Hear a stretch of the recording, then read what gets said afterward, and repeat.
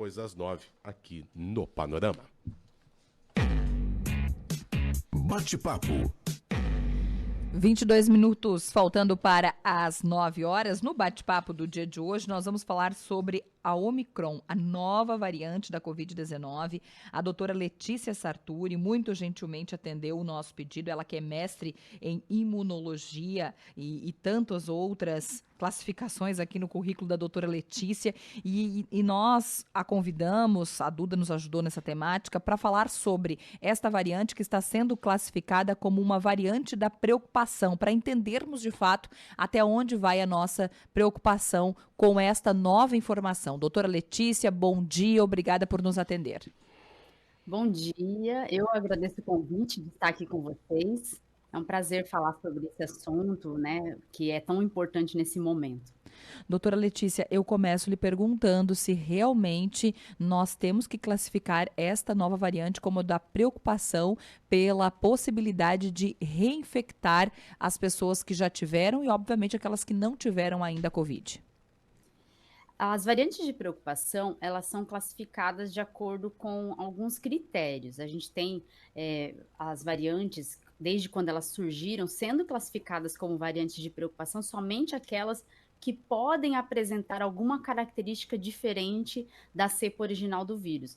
Então, a gente tem, por exemplo, variantes que têm maior transmissibilidade e que têm algum escape imune, né, e ali consegue escapar da nossa resposta imune, da nossa imunidade.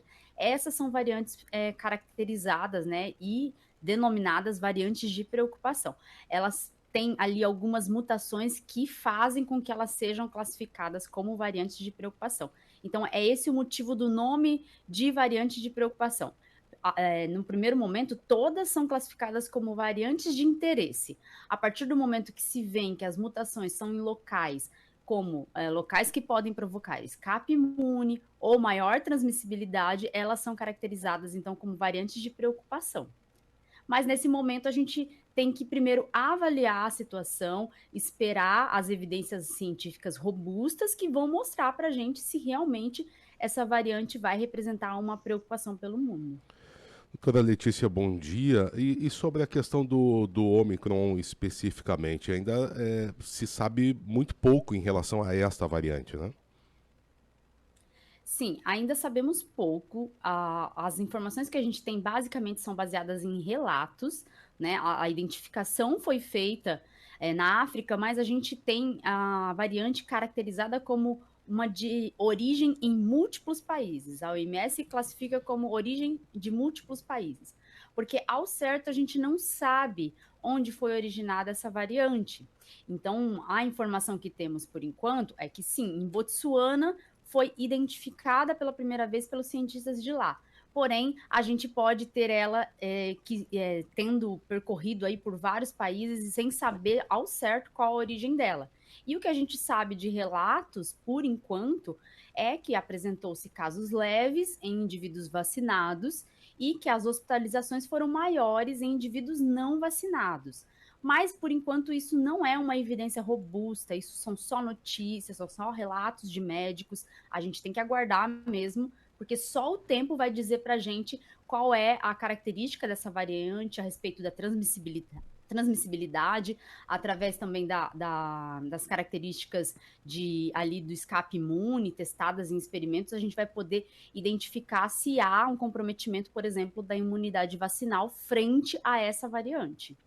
Doutora Letícia, isso significa que nós não sabemos hoje se as vacinas que são aplicadas no Brasil protegem ou não contra esta variante? Bom, uma coisa que tem que ser falado para tranquilizar todo mundo. As vacinas protegem contra todas as variantes. Por quê? Porque se trata do mesmo vírus. A gente tem mutações que vão sendo acumuladas no mesmo vírus, gerando novas variantes. Só que ainda a gente está falando do mesmo vírus. E a nossa imunidade, ela produz anticorpos que apresentam uma resposta cruzada para vários tipos de cepas, né, variantes do mesmo vírus. Então, mesmo que haja algum escape imune, a gente está falando do mesmo vírus. Se a gente está falando do mesmo vírus, a imunidade não vai ser comprometida totalmente, não existe essa possibilidade. Para que o vírus mute e se transforme num novo vírus, a gente precisaria de algumas características que esse vírus não tem na sua mutação. Então, por isso, a gente não deve se preocupar com perda completa da imunidade. As vacinas funcionam, mesmo que haja algum escape imune, a gente vai ter sim ainda a imunidade funcionando e nos protegendo contra essa variante também. Importante a sua posição em relação a algumas situações que a gente tem vivenciado, por exemplo, com a notícia desta variante, né, que foi descoberta, por exemplo, das liberações que vêm ocorrendo pelo Brasil afora, em relação, por exemplo, da presença dos torcedores em estádios, a questão de festas de final de ano, de questões de carnaval e alguns cancelamentos também já anunciados por governos, enfim. Essa questão de aglomeração, essa questão de acúmulo de pessoas, né, no mesmo local, sem o uso de uma proteção, por exemplo, de máscara, né? Como a senhora avalia essa questão? Os vacinados, eles já podem estar convivendo, por exemplo, com outras pessoas num grupo maior, sem uma proteção maior, no caso de máscara especificamente? Ou a senhora defende que se continue com este regramento e que se evite esse tipo de aglomeração que já vem sendo liberados, por exemplo, há mais tempo nos estádios de futebol? Bom, a gente já sabe que o vírus ele se transmite principalmente pelo ar.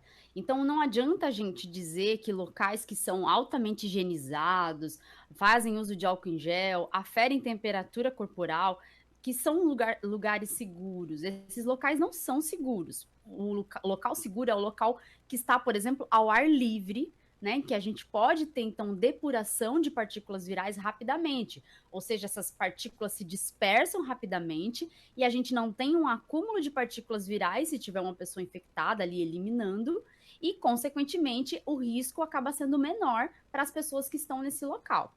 Então, locais abertos oferecem menos risco. Porém, locais abertos, com aglomerações e muita proximidade entre as pessoas, oferecem um risco alto ainda, porque a gente tem estudos mostrando, por exemplo, que uma pessoa que tosse num local aberto, se você estiver muito próximo, se ela estiver infectada, você tem uma grande chance ainda de se infectar nesse local, se nenhuma das duas pessoas estiverem usando máscara.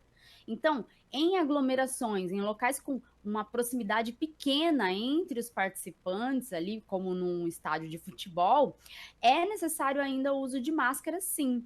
Em locais fechados, é imprescindível o uso de máscara, porque a gente tem em locais fechados uma pequena ventilação, uma chance menor, então, de ter ali uma dispersão de partículas virais. Se esse local é altamente frequentado, a gente vai ter acúmulos de partículas virais. Para essa variante ou para qualquer outra variante, a gente ainda precisa manter esses cuidados. Se essa variante for confirmada como mais transmissível que a Delta, o que é uma suspeita dos cientistas, essa variante vai acabar dominando aqui no país e pode sim trazer uma nova onda. É possível, a gente não está falando de certezas, a gente está falando de possibilidades que só vão se confirmar com os estudos. Por isso, nesse momento, não é hora de flexibilizar nada, o uso de máscara ainda é necessário, tem gente ainda indo para UTI por Covid, eu conheço pessoas jovens que estão hoje em UTI por Covid. Então, não é hora da gente pensar que a pandemia acabou. As máscaras são a principal proteção depois das vacinas. E por isso a gente tem que continuar usando aí por um tempo até a gente ter, de fato, um controle sobre esse vírus. Doutora, de modo geral, pelo seu posicionamento, encontros, grandes reuniões como estádios de futebol, como disse o colega Fabiano, festas de virada de ano e o carnaval que já se projeta, se eles acontecerem, mesmo que ao ar livre, a utilização da máscara não pode ou não deveria ser flexibilizado.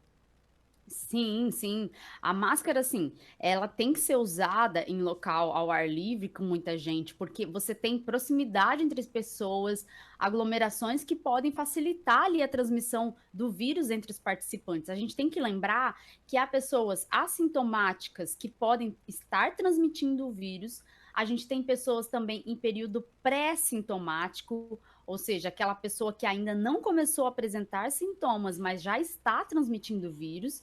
E por isso a gente não sabe quem que vai estar infectado no local que há uma festa, por exemplo, com uma alta quantidade de pessoas. Por isso, o uso de máscaras é necessário. Se você vai numa festa familiar em que vai encontrar mais pessoas, o que é muito possível que aconteça nesse final de ano, eu não acho que a gente pode falar assim, não faça festa familiar, porque quando é só a família, a gente, infelizmente, já está há muito tempo se afastando de festas familiares, e nesse momento a gente tem que pensar em redução de danos, em prevenção dentro das condições que a gente tem. Faça essa festa em local aberto, por exemplo, e evite ficar tirando a máscara para conversar. Fique distante ali quando for comer, beber, fique distante umas das outras, as pessoas, e tente aí em locais abertos para a gente ter maior dispersão de partículas virais, caso alguém esteja infectado, então a festa acaba sendo mais segura. Por isso, assim, festas grandes de Réveillon e Carnaval é muito incerto, porque a gente não sabe o que vai acontecer o ano que vem, né? Em final de fevereiro, a gente não sabe o que vai acontecer. Para analisar essa situação, a gente deveria estar analisando aí umas 2 semanas antes dessas festas. Mas festas esse ano grandes, como Réveillon, é inadmissível que aconteça esse tipo de festa, baseando-se então no que está acontecendo aí em países europeus, por exemplo. Estamos conversando com a doutora Letícia Sartori e lhe perguntar, doutora Letícia, sobre a questão da vacina em si. Por incrível que pareça, né, e a senhora possivelmente tem essa informação também, conhecimento, muitas pessoas não tomaram nem a primeira dose da vacina. Algumas tomaram a primeira, não foram buscar a segunda. A gente reforça isso diariamente, né, para o pessoal cumprir o seu calendário vacinal. E lhe perguntar sobre a importância agora da dose de reforço. Bom, a gente primeiro tem que reforçar que é necessário tomar a vacina. Os casos em vacinados, eles são menos graves, na sua maioria. Então, a gente tem vários indícios, várias evidências que apontam para isso, e a doença continua acontecendo. Eu sei que relato pessoal, quando se fala de evidências científicas, não vale muito, mas eu tenho um relato pessoal de uma família que eu conheço que o pai se vacinou e o filho não quis se vacinar. O filho hoje está indo para a UTI, mesmo tendo menos de 30 anos de idade, e o pai, que é um idoso, que tomou as 2 doses da vacina e ia tomar a terceira agora, teve só sintomas leves, né? Então, a gente tem muitos casos de pessoas vacinadas com sintomas leves, quando adquirem a Covid, e as pessoas não vacinadas podem ter casos graves da doença. E esse risco para a saúde você pode deixar de correr só se vacinando. A gente já se vacinou historicamente para várias vacinas, é histórico isso, então essa vacina é mais uma vacina. É necessário que todo mundo tome. E quando a gente fala da terceira dose, essa terceira dose foi baseada aí nos estudos científicos, que mostraram que com o decorrer do tempo a gente tem uma queda no nível de anticorpos circulantes. Não quer dizer que cai a imunidade pela vacina. O que cai são o nível de anticorpos circulantes. Os anticorpos continuam sendo produzidos, só que você tem menos anticorpo no sangue.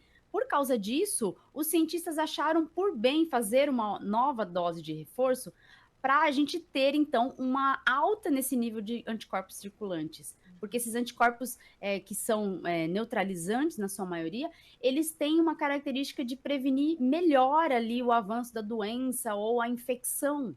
Apesar de que a outra parte da imunidade, a imunidade celular, também é muito eficaz em prevenir a progressão da doença.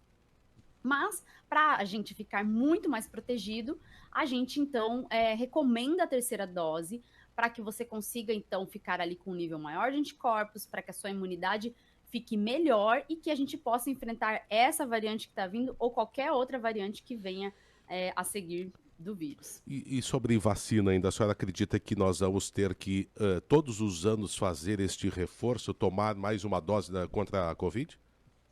Por enquanto, a gente não tem como afirmar isso de fato, porque isso a gente só consegue avaliar com o tempo. A partir do momento que as pessoas estão fazendo a terceira dose, nesse momento, a gente vai poder ter dados com o decorrer do tempo de quanto tempo vai durar essa imunidade, esses anticorpos circulantes, ou a imunidade mesmo de memória, que é aquela imunidade que vai se lembrar do vírus e fazer com que você fique protegido mesmo depois de muito tempo, depois de você ter se vacinado. Então, nesse momento, não tem como a gente afirmar com certeza nada. É possível que sim, porque a gente já viu esse decaimento da imunidade com a segunda dose. Esse decaimento é natural. Para muitas doenças, isso é natural. É importante falar isso. Porque não é só para a Covid-19 que a vacina tem um decaimento da imunidade. Muitas vacinas são necessárias fazerem reforço, como, por exemplo, da gripe. Você não toma uma vez na vida a vacina da gripe. E muitas outras vacinas, como, por exemplo, a de febre amarela, por muito tempo a gente fazia reforço a cada 10 anos. Hoje em dia já se descobriu que pode se tomar uma vez na vida só e continuar com a imunidade. Então, o reforço, num primeiro momento, é para garantir a proteção, para você ter uma garantia da proteção.